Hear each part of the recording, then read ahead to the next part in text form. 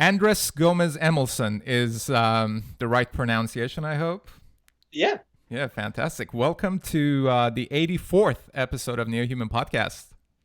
Awesome. Thank you for having me. Yeah, man, it's great to have you. I was going through your, not going through, but I just briefly looked at your Twitter, and you sound like a piece of puzzle that's supposed to be laid right in front of me at this time. Views of a transhuman new Buddhist from the future of sociology, artificial intelligence, mathematics, philosophy, neo-noir film, and the post-singularity era. My first question to you, though, judging based on your profile picture on Twitter, is that how come psychedelics are not in that list?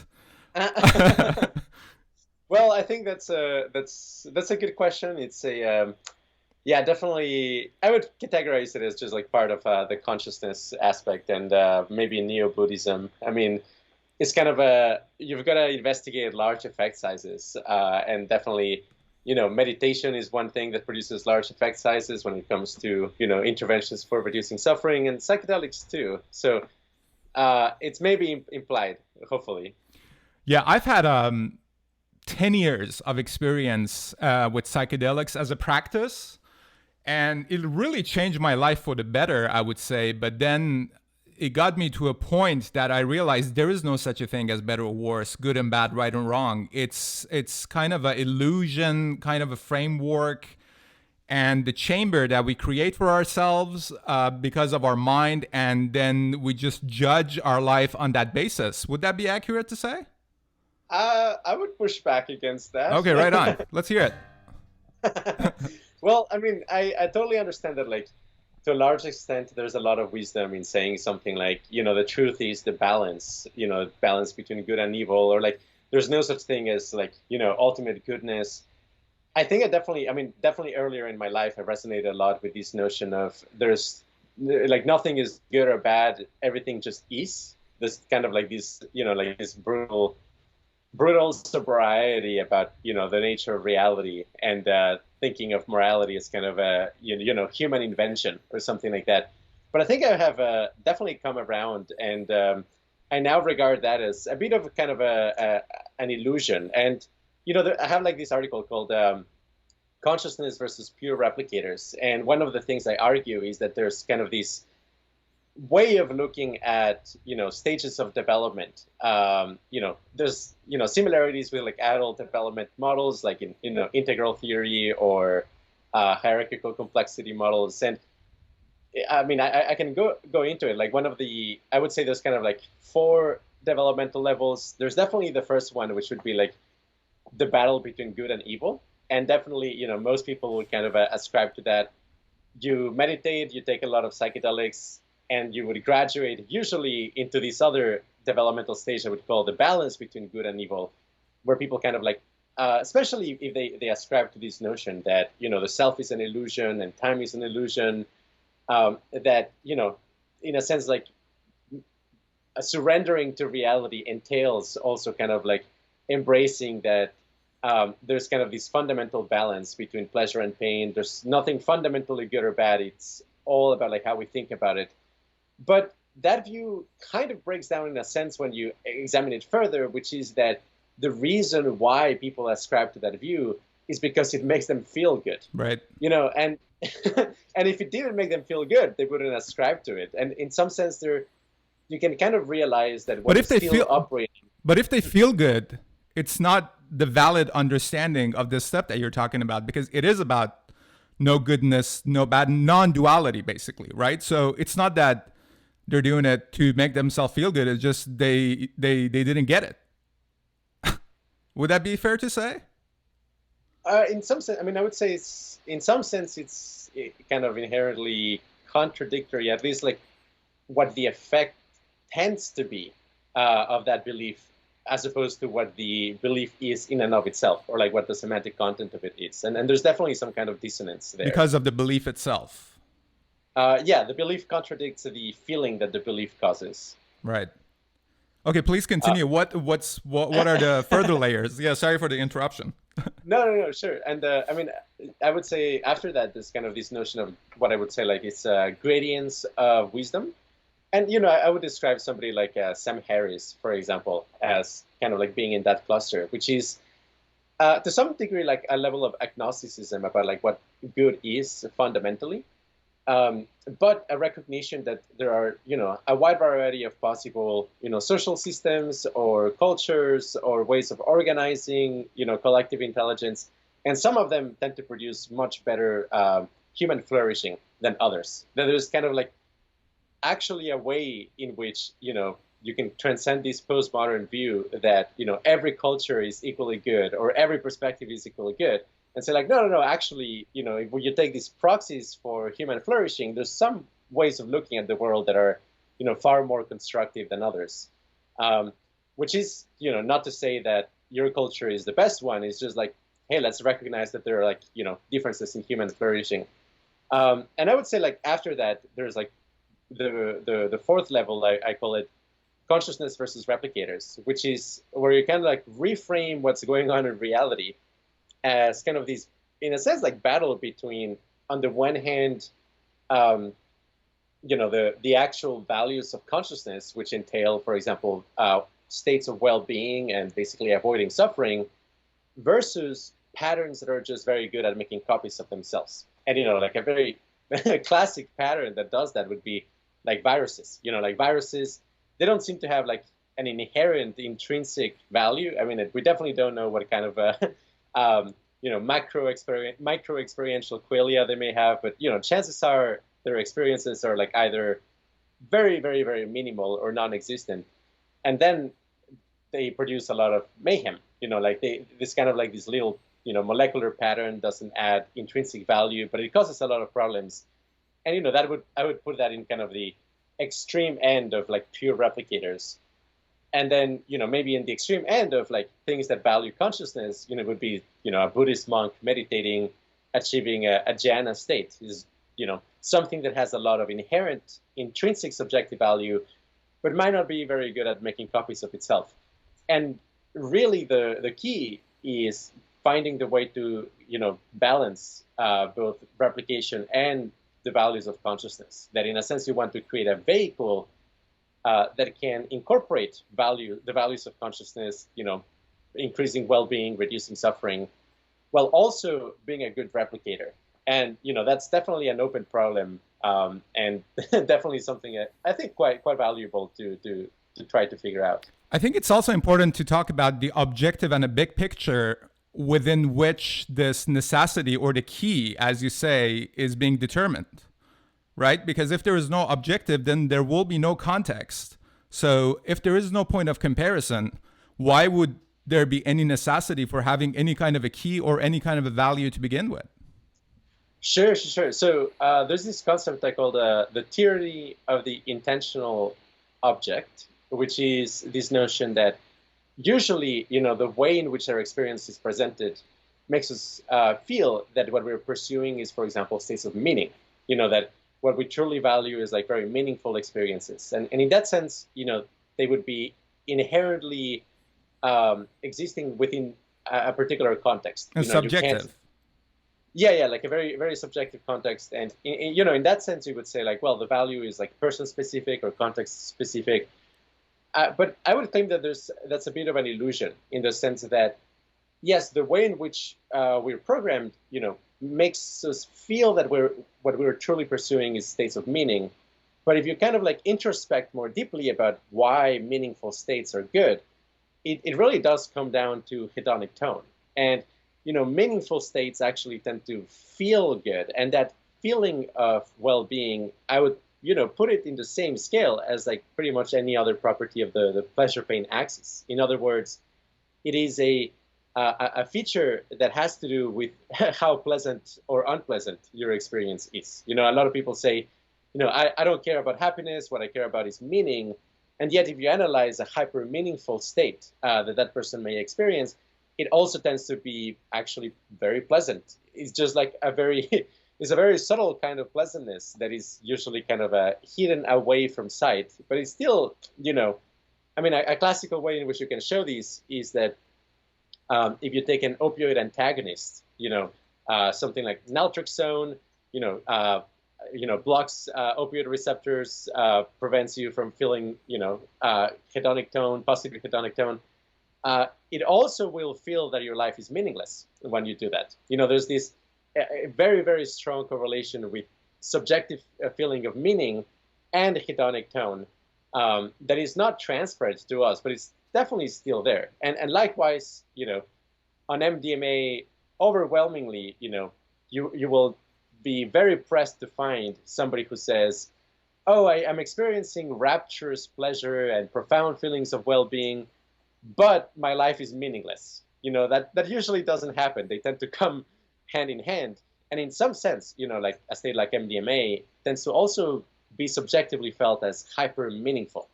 So I would say that, the thing that makes meaning feel good, or like the thing that makes meaning good as a general category, is that it feels better.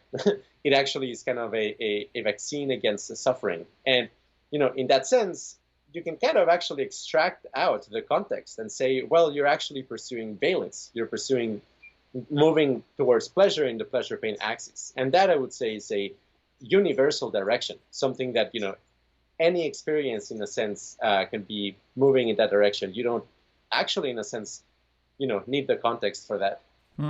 Interesting. Is the necessity or pursuing of meaning byproduct of the illusion of a self?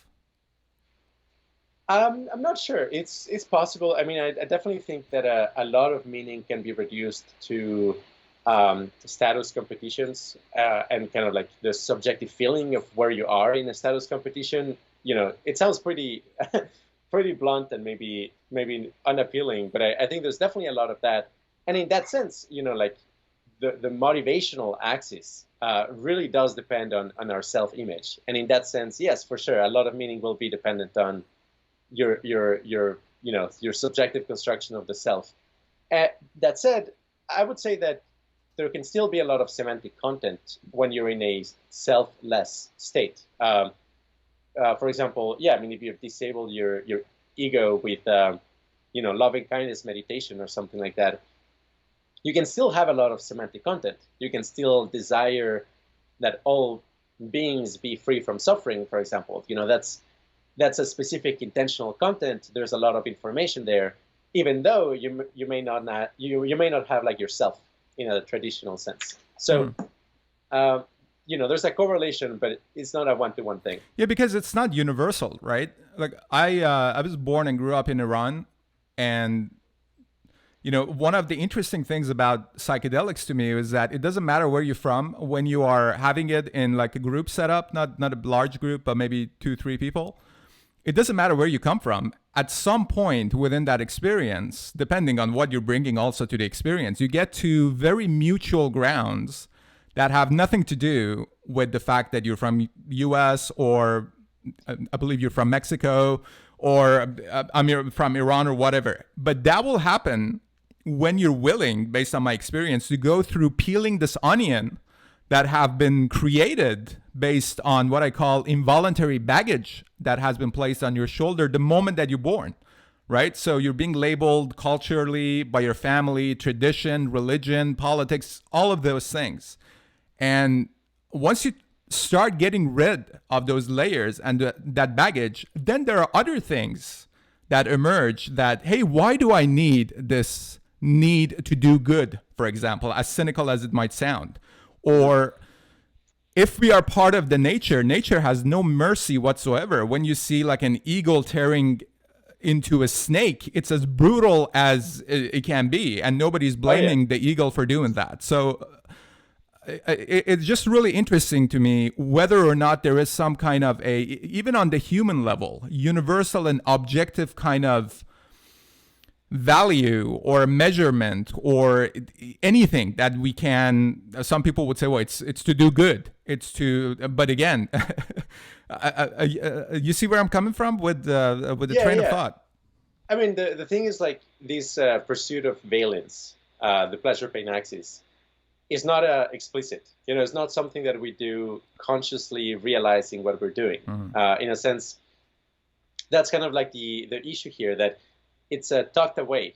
It's kind of we the things that we do in order to feel better are not explicitly to feel better, Right. even though that's actually what they're achieving. And this notion of like doing good for others, that feels good to a large extent because we evolved to have kind of this track record of how we are like trading with each other and how reliable we are at that, and whether we're good to others. There's like evolutionary psychology for like why that might feel appealing. On the other hand, if you kind of connect the dots and realize that, on a moment-to-moment basis, you are always trying to increase your own valence. You're curating your own experience in order to get rid of the unpleasant and dissonant parts and amplify the consonant, pleasant parts. We're always doing that, whether we realize it or not. And then if you connect that with kind of this notion of universal consciousness, that in some very deep sense, we're all one, then you can, I think, like justifiably argue that there is a notion of universal morality. That's what I'm talking about. But I don't know about the morality. Where does the morality part comes from? Oh, sure. Well, you could call it kind of a order, maybe rational. I guess like rational self-interest, but it's just like with a self that has encompassed the entire universe or all sentient beings as well. So I mean, I am very bullish on this idea that. The concept of oneness in philosophy, we call it open individualism. This notion that, in some sense, literally we're all one consciousness, has a lot of implications because it can transform, this sense of, sacrificial morality into, actually just plain rationality. It's like, hey, if you can demonstrate, even in a very, like sober and scientific way, that we're all, deeply, deeply connected, and in some sense we're all the same. Trying to help, the snake that is being eaten by an eagle becomes an aspect of self-interest. It's like, well, gosh, in some sense I am the snake experiencing that suffering, and in that sense, it's not a matter of like, being a good person or something like that. It's just a matter of like, oh gosh, like I don't want to experience suffering, and in some sense I am the snake. I'd rather not be that. And it does, I think, eventually push towards a pretty radical perspective on on what we should do with life. And I mean, I'm very open about the idea that, wild animal suffering really matters. And actually, I'm totally in favor of, exploring the possibility of ecosystem redesign just to minimize, suffering in the wild. Because it's not being produced by an agent that has like choice, or, just because it's not the outcome of cruelty doesn't make it a problem. Like it's still an ethical problem. The snake being eaten by the eagle. It's still something I would rather avoid. Mm-hmm. You would rather avoid. Oh yeah. As the point of observer or authority, because that's nature, right? Right. Well, but so assume that this classic notion of we're all Krishna or we're all Vishnu or something like that. We're all the light of awareness. Well, it's not. Then it's not like, I guess you're an authority here. It's more kind of you're just trying to protect yourself or like trying to avoid suffering.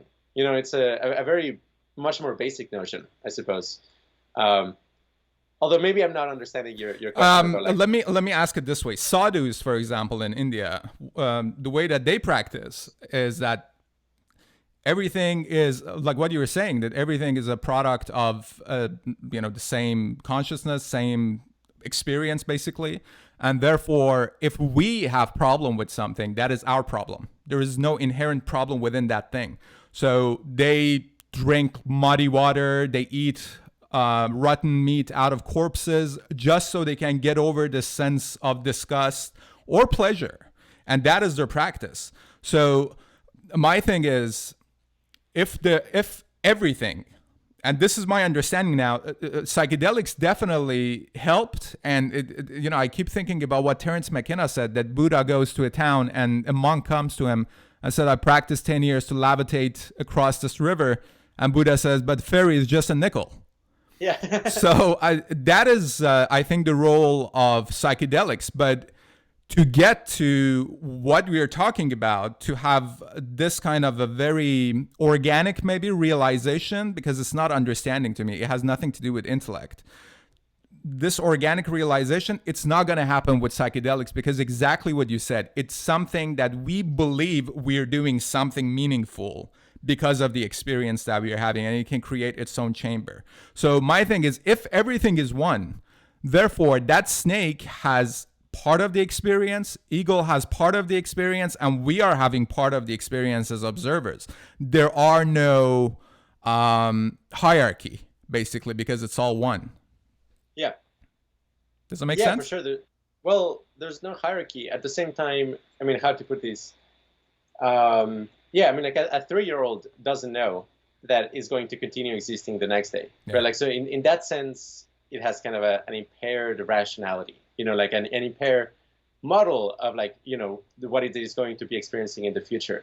Or likewise, like somebody with a severe schizophrenia, they may not even realize they're going to, suffer the consequences of their actions 10 minutes from now, if you're in a seriously psychotic state. So, of course, I think like, at a fundamental level, there's no hierarchy, and every subject of experience is equally important. At another layer, there are differences in rationality and differences in like how well you're grasping. And that's a human level. I mean, I think like it extends beyond that. I mean, like definitely, the parents, I don't know, like, yeah, in bonobo society or something like that, there's going to be like more rational, less rational, I guess, individuals within that society as well. Like, I'm not sure it's a strictly human thing. But I guess, like, I mean, talking about the yogis in India and eating rotten meat and drinking, muddy water, I would say that, yeah, that's definitely still in the balance between good and evil level of development. And in a sense, that's what you're doing there. And it's a genuine insight, it's like this notion that the valence or the pleasure from inputs, from sensory inputs, is a programmable thing. There's like nothing, fundamentally inherent about sugar that is like good. We have a response to it right. that feels good. And of course, for a lot of people, especially with within asceticism or ascetic practices, they will say something like, yeah, just, stop pursuing pleasurable inputs for a long while, and you will kind of like retune your nervous system and in a sense be, free from cravings. And I think, there's something very valuable about that. At the same time, there's probably, much more effective and simple ways of actually, feeling good and avoiding suffering. I mean, in the long term, I definitely think that genetic technologies will just be like strictly more effective than something like meditation in order to get rid of suffering. Yeah, I have problem with meditation because I think the Western perception of meditation that, hey, just try to relax or try not to think about anything. Well, that's defeating the purpose. That's number one. And number two goes back to just the conviction that just because I'm doing it, I'm doing something good. And then the third point would be you're focused on reaching the light in many cases. I've seen many examples of that. This is a mainstream example of, doing meditation or yoga or anything. Hey, focus on the light, goodness and righteousness and all those things. But very few people I've come across that have truly understood who they are because they faced their darkness. They faced what Joseph Campbell said, that the cave you're afraid of the most has the treasure in it that you seek. So it's that your fears and your whatever kind of a darkness that you're trying to get away from through meditation or yoga or anything is exactly what you have to face, because that is a part of you that you have to understand in order to realize who you really are. I would say that's partially true. And in quite a few cases, I mean, for sure, the kind of truths that we run away from, I mean, definitely, for the most part, it's good if we manage to integrate them in a healthy way. I mean, like, for example, fear of death. I mean, I think like that's, very pervasive, and definitely this compulsion to, move towards the light or something like that can be a form of denial of death, and yeah, I agree. Like in that sense, it's important to face that sort of thing. At the same time, there are things that everybody should legitimately be extremely afraid of that I don't think you actually gain very much by actually experiencing them, especially when it comes to like extreme levels of suffering. as I understand it, they tend to be just destructive when it comes to their effect on the nervous system. It's how to say this, things that are very dissonant, they shake themselves apart, and kind of they self-destroy. So there's definitely that trope in our society of like how like, going through deep periods of depression and coming on the other side makes you a very strong and a very strong person, and also like makes your life so much more meaningful and rich because you've seen, the dark side as well. But, that tends to be an exception. Most people who go very deep in depression, they get totally destroyed, and like they usually don't But that's not really optional, though. If you grew up, for example, in Syria in the middle of a war or any other kind of a war, you had absolutely no choice to develop that kind of a mental state for literally the rest of your life. Maybe 1 out of a million managed to find a way to pull themselves out of it. Now, I understand that we can learn how destructive wars, for example, are because of this kind of an experience, in which case maybe the suffering of some becomes an instrument of enlightenment for some others in some ways, if we look at it in that kind of a dynamic. But right now, it is a very fucked up world that we're living in, right? And we have these devices that we are using it like monkeys and machine guns. We have no conception and understanding of the power that we have in our hands, and how technology has evolved with us the way that it was portrayed in 2001 Space Odyssey. And now we're merging with this thing without even realizing it. So before getting into the transhuman stuff, this notion that it is optional to avoid suffering, in many cases, it is not optional whatsoever. And there is no virtue in it either, that you have to go through it. It's just you have to go through it in order to survive. It really comes down to that. And, I think of myself as an example. I grew up in the middle of a war, Iran-Iraq war. My first 6 years under a theocracy then. I went to school, religious propaganda. My family was a nuclear family fighting all the time.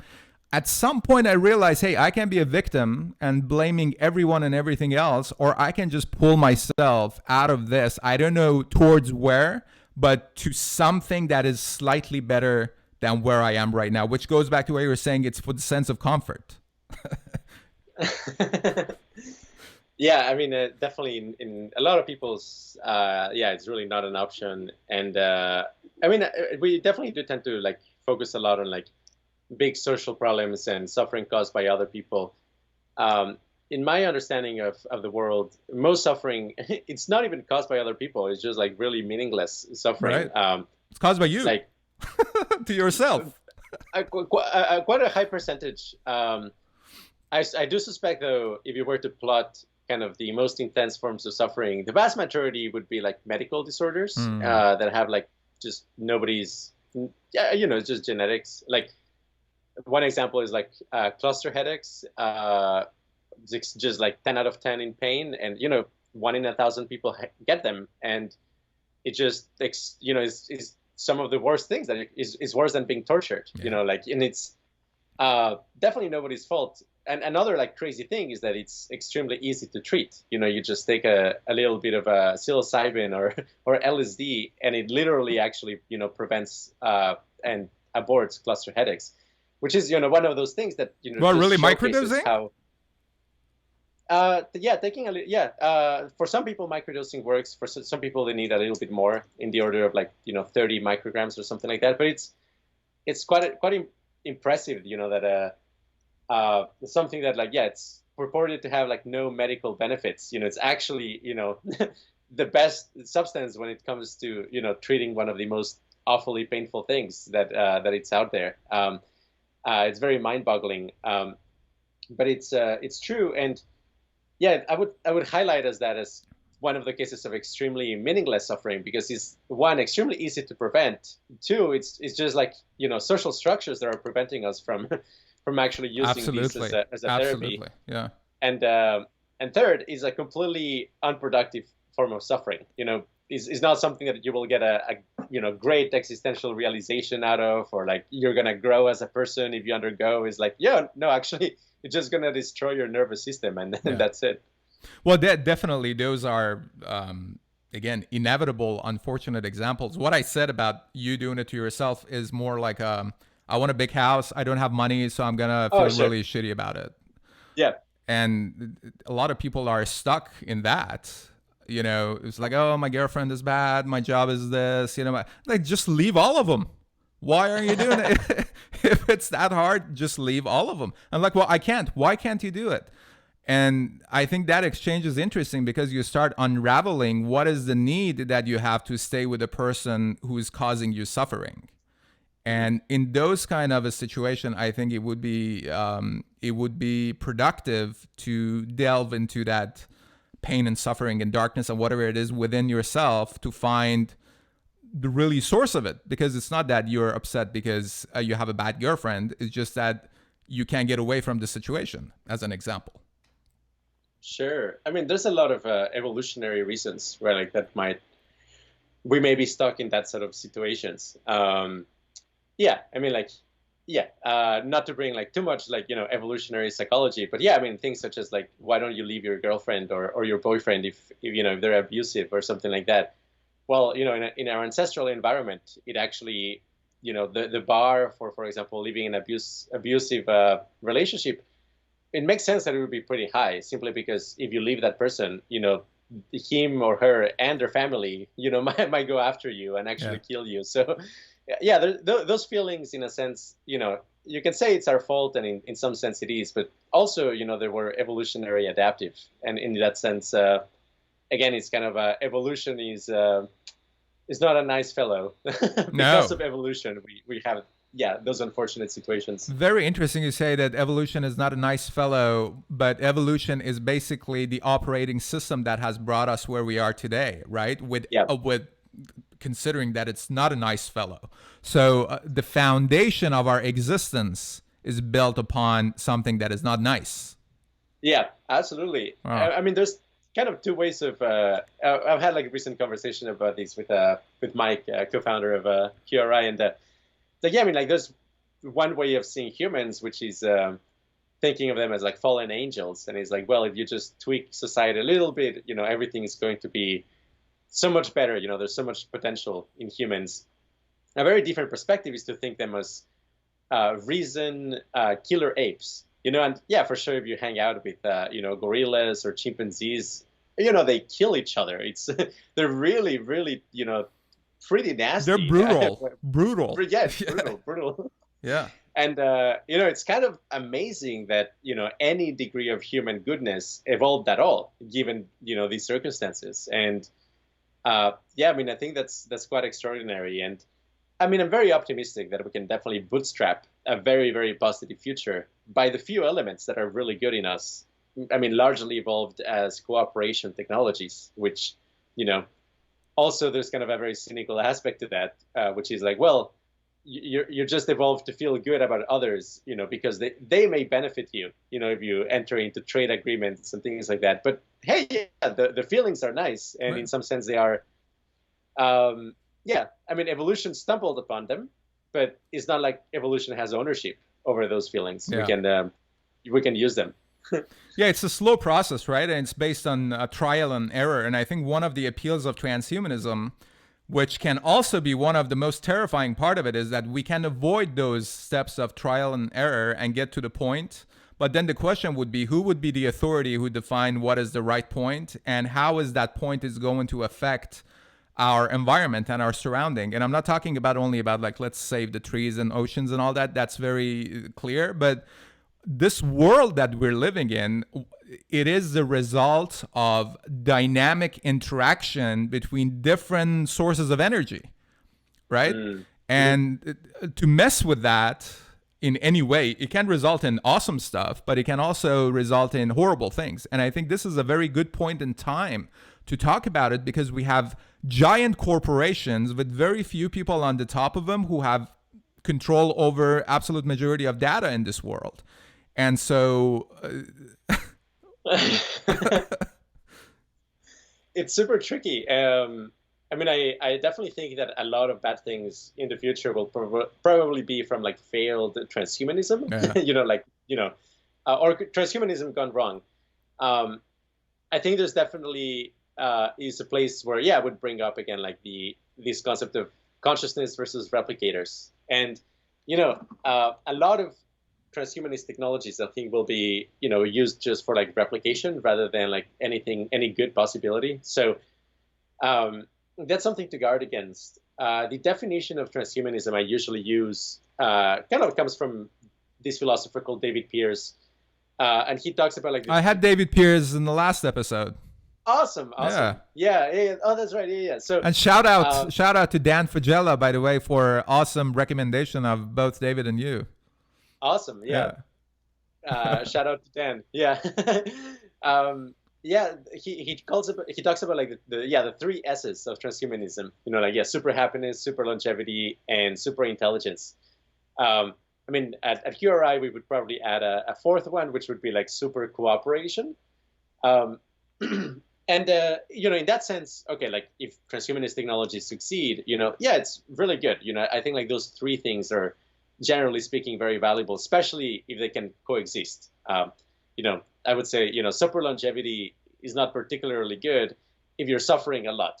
That's why, for super longevity to be any good, you've got to also be happy. And in that sense, having the two or three ideally in combination is the best scenario. The question is like, yeah, for sure, like who is going to decide, how to develop these technologies for good, and how do you anticipate the, side effects and, extra implications that come with them. And I generally advocate for kind of a light approach, especially at the beginning, and also for a lot of testing. So like, I wouldn't say something like, hey, let's find a super powerful MDMA, like drug that, lasts for months, and let's just like put it in the water supply, and like everybody is in that state. That's just very dangerous. We just don't know how the dynamics would change. Right. Everybody becomes super trustworthy, but then, one person who is resistant to the drug could, in a sense, take advantage of the entire situation. So there's a lot of subtleties like that.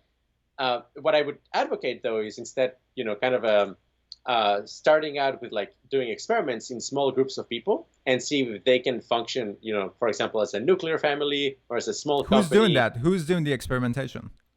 I would definitely advocate for kind of a decentralized approach here, right, which is that we would surface collectively, experiments that we consider to be very cost effective or like, very high value of information.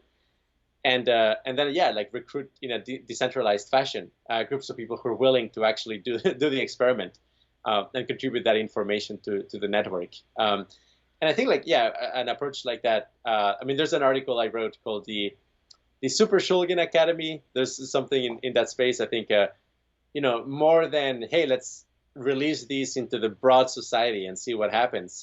I'm much more comfortable with saying like, hey, let's find a group of 10 people and do this experiment with those 10 people and see how the group dynamics evolve over the course of a year or something like that.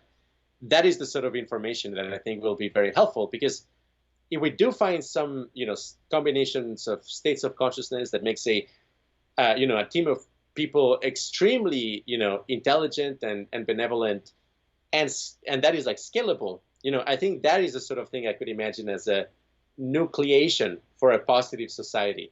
But it has to work at every scale, right? Like, so then you scale it up one more level. So rather than just being 10 persons, then you try it with 100, and then you study that and you see if that works. Then you scale it up to 1,000 and you study that and you see if it works. And you continue to scale it that way, because, I think there's like states of consciousness that will probably work for a group of, 10 people, but will completely not work if the entirety of society lives in those states. So scalability is a very important topic as well.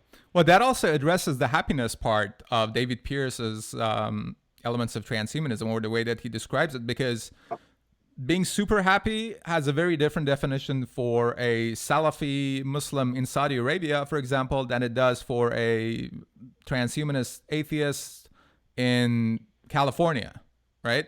And you can say that they both are valid based on their environment, unless you want to appoint a centralized structure of authority to determine which one is good, which one is bad, right? That's why I wondered who's doing the experimentation when you were talking about. And decentralization is the way. And it also seems like it's one of the very few kind of a context within which we can define good and bad, because it's very clear how much bad can be done by the use of technology and advanced technology, artificial intelligence, in many different ways. So that is the best reason to counter that with good, with light, right? Mm-hmm. And we don't even have to think about the big picture, because yes, it would be very, very interesting to understand different stages and possibilities of consciousness, but it would be also very interesting to prevent any kind of mass AI attack on our digital infrastructure, just because we haven't caught up with those kind of an experimentation and biotech kind of evolution. Yes, I mean I think the unfortunate reality is that massive AI attacks on our networks are inevitably going to happen. Right. We've got to plan for them rather than hope for the best, in a sense. No, but I mean, well, one thing I would point out is that independently of what cultural context it is, I would say that a way in which you can definitely improve people's experiences, and they will be grateful for it, no matter where, it's a hedonic tone or valence. And that's completely irrespective of like belief system, or whether what you're enjoying is food or music or philosophical discussions. Anybody enjoys a pain-free existence. Having chronic pain in one's leg or something like that. It's very, very unlikely that somebody would say like, yeah, I want that in my life. And some of those beliefs are on the way though. Like with I think, who are they? Christian scientists who are against using any kind of a medical measure if they have any kind of sickness, because like this is what God wants, which is interesting to me that they're saying, well, God probably wanted the medical facility to be built as well. So, but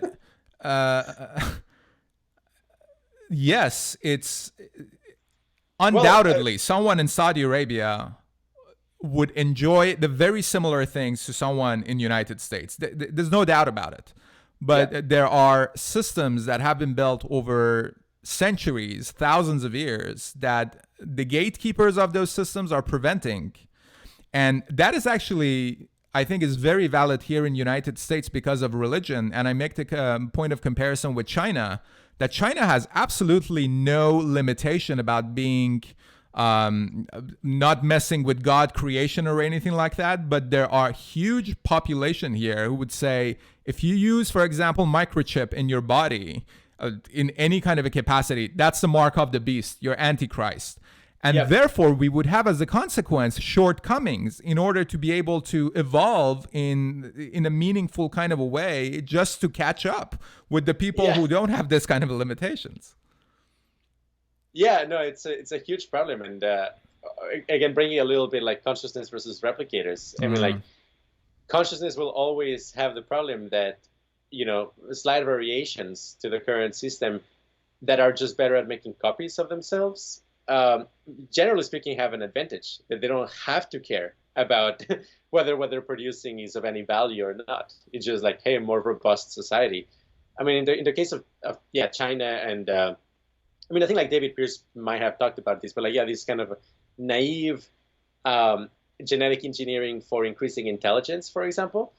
There's like this big study in China from the Beijing, the Beijing Cognitive Institute or Genomic Science Institute, where they're like doing a genomic analysis of people with IQs above 160 and just like seeing, okay, what genes predict super high mathematical ability and and things like that.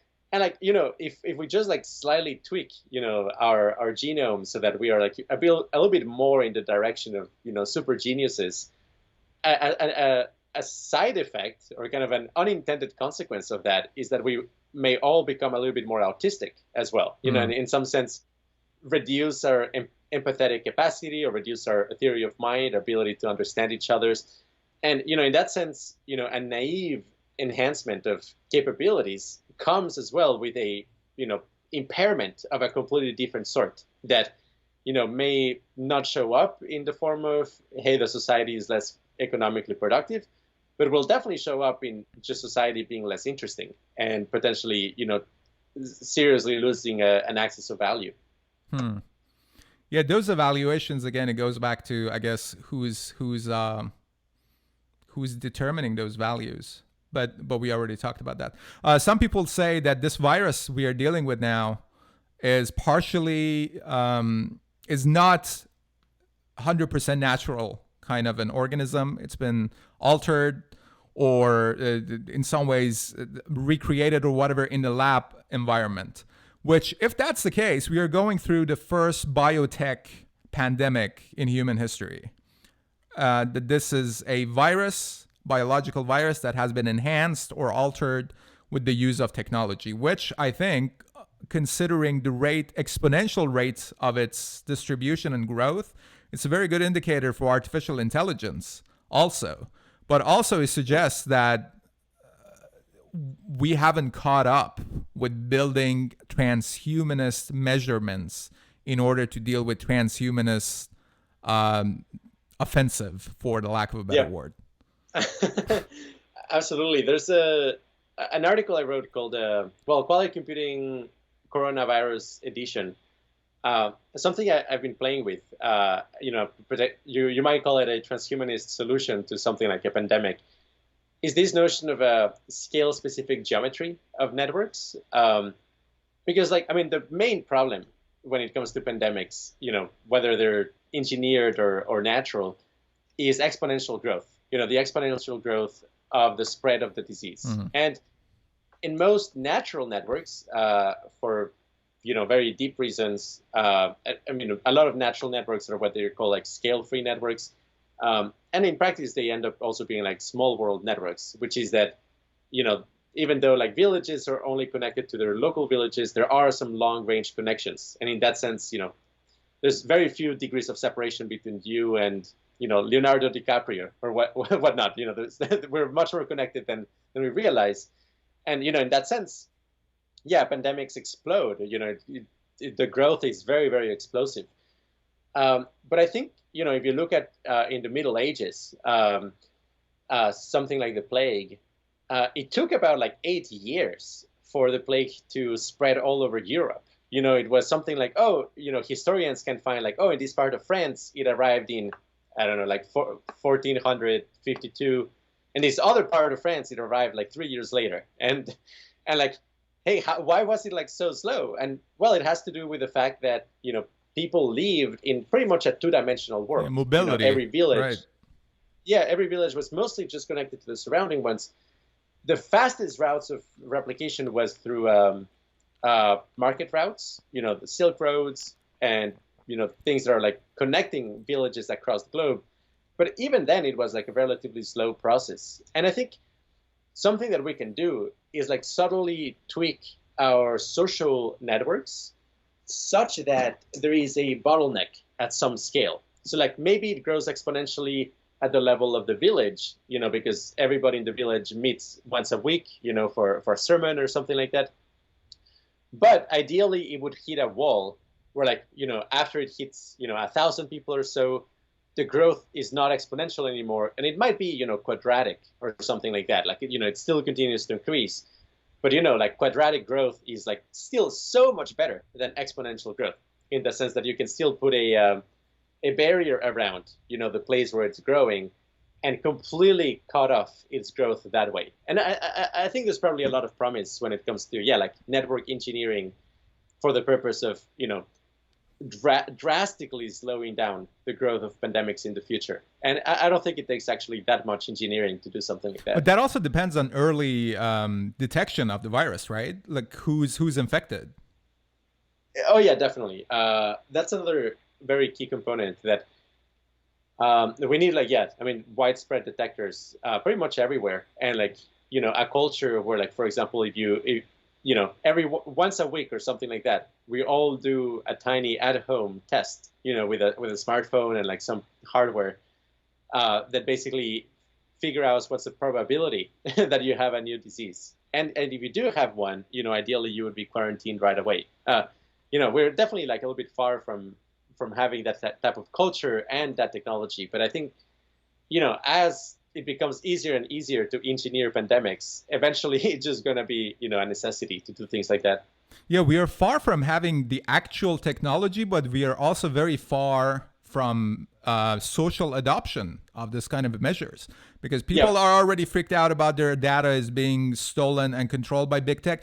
But here's a very interesting point with respect to this virus. People are talking about the vaccine that might come, that it might contain some form of nanobots. I don't know if you heard about that. Yeah, I heard about that. Now, here's the interesting thing. My argument is that is messed up if they don't tell you and they inject you with nanobots. But if we consider that this virus is not completely natural and it's been enhanced by use of biotech, what other way is there other than nanobots to truly counter this kind of a biotech attack? Because a lot of people are talking about this, that it has 14 or 15 different kind of a strain because of the design that it has, and no vaccine is going to be completely reliable because of that and all of that. And like, we have to eventually move towards the route of nanobots that could, monitor our body. Like, this is a problem. You might never know about it. They take care of it.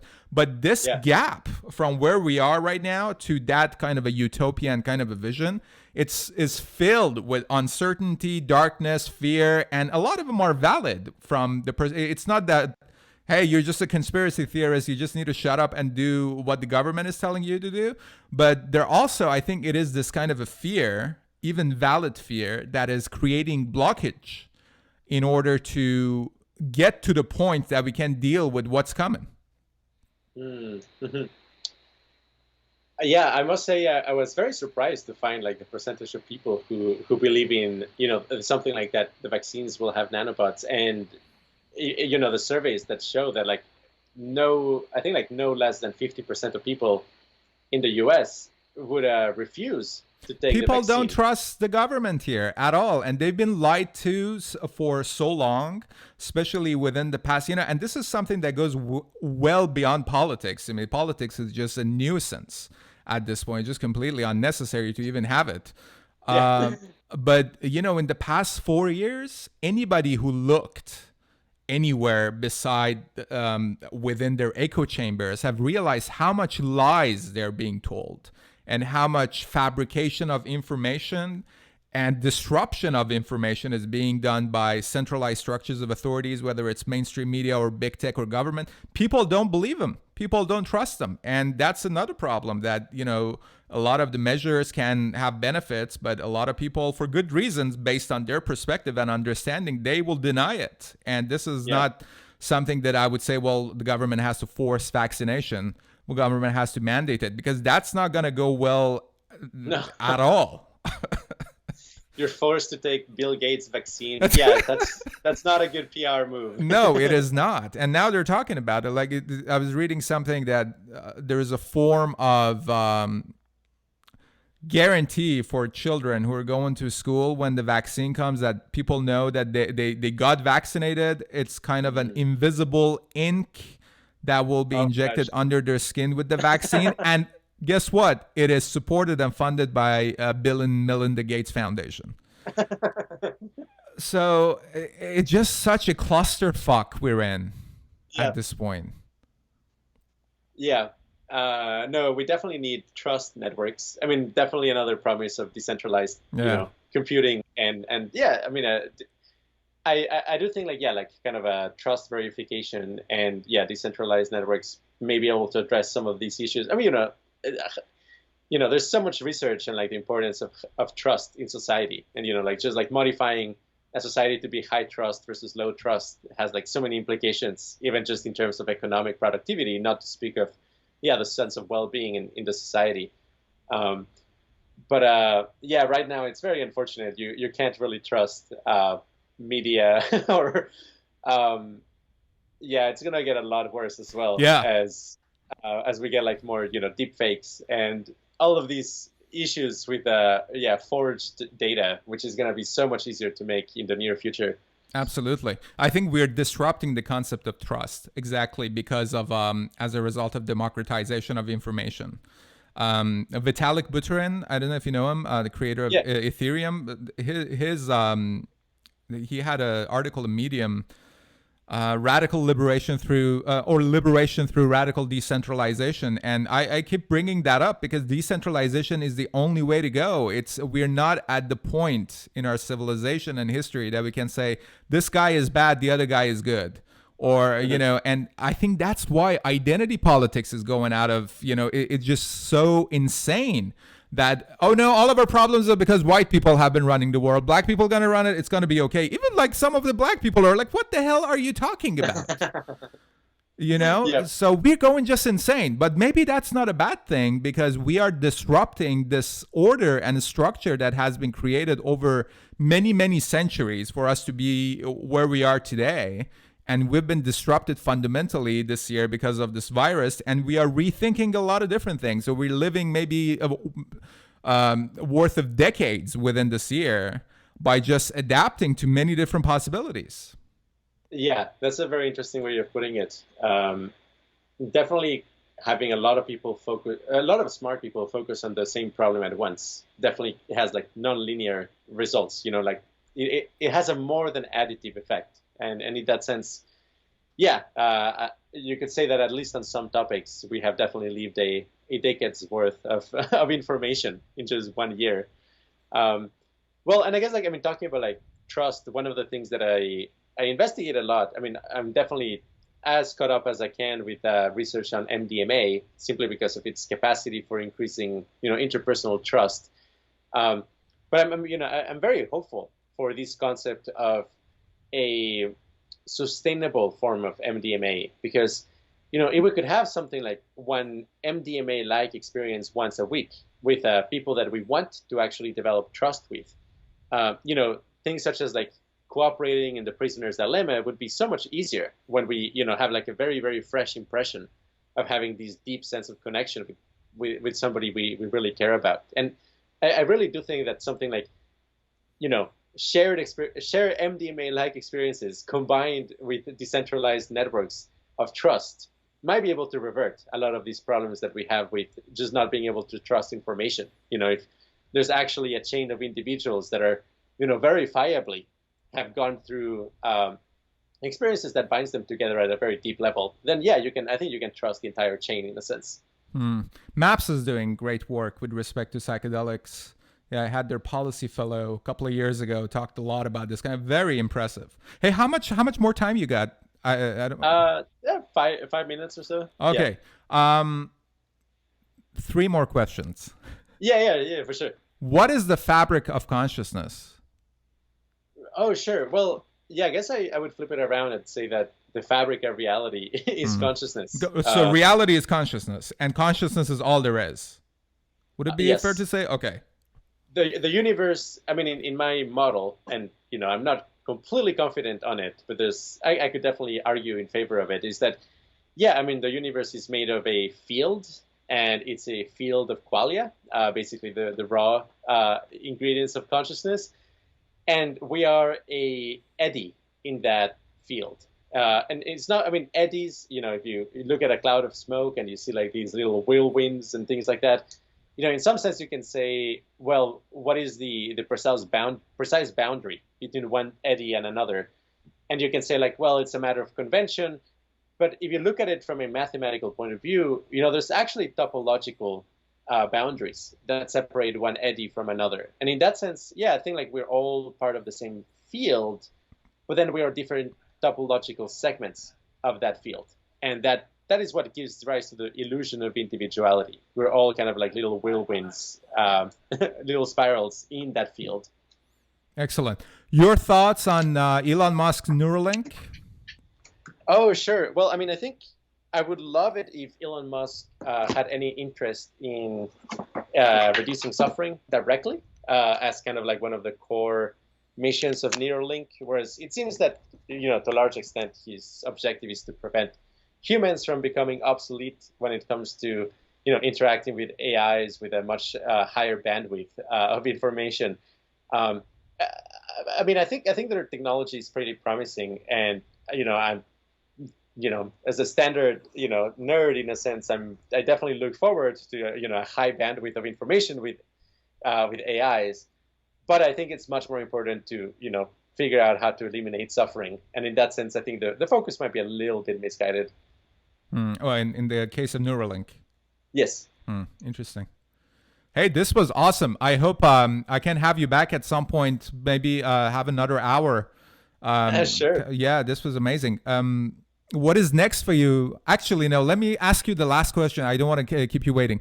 Let me ask you the last question I ask all my guests, that if you come across a intelligent alien from a different civilization, what would you say is the worst thing humanity has done? And what would you say is our greatest achievement? That's a really good question.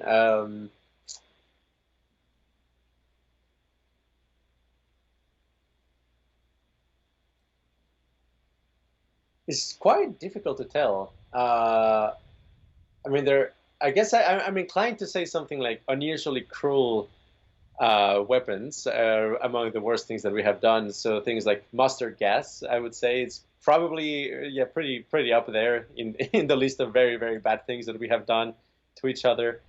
The best ones, I